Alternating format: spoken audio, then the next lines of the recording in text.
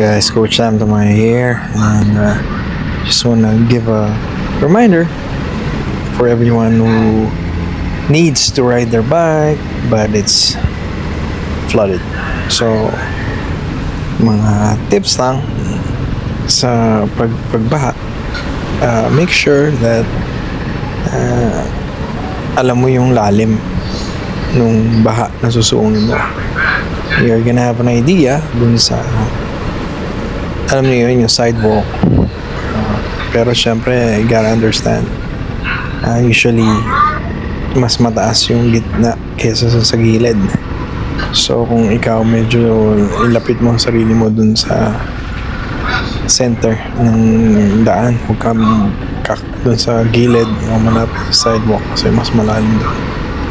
So, syempre, dapat alam mo rin yung kapasidad ng bike mo. For instance, kung mataas yung bike mo, ibig sabihin mataas yung intake, yung air filter, mataas yung area ng electronics, electrical, di ba? Kasi puro modern na yung bikes natin ngayon. Yung tambucho mo,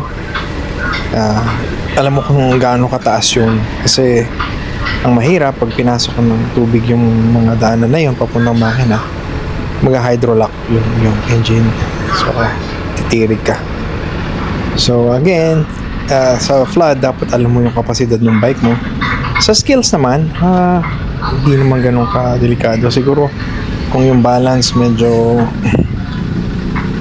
tayuan mo, kasi when you stand. Pero kapag hindi ka kasi sanay dun sa posisyon na nakatayo, baka lalo mawala pa yung balance mo. So, hinay-hinay lang. Make sure huwag kang mamatayan, masyadong mabilis, huwag din masyadong mabagal. Suggestion ko rin na if you can, tingnan mo yung ilalim. Ang hirap pagka yung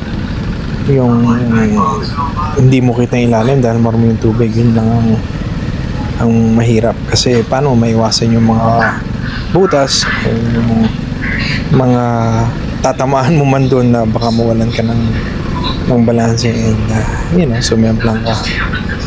So, yun lang.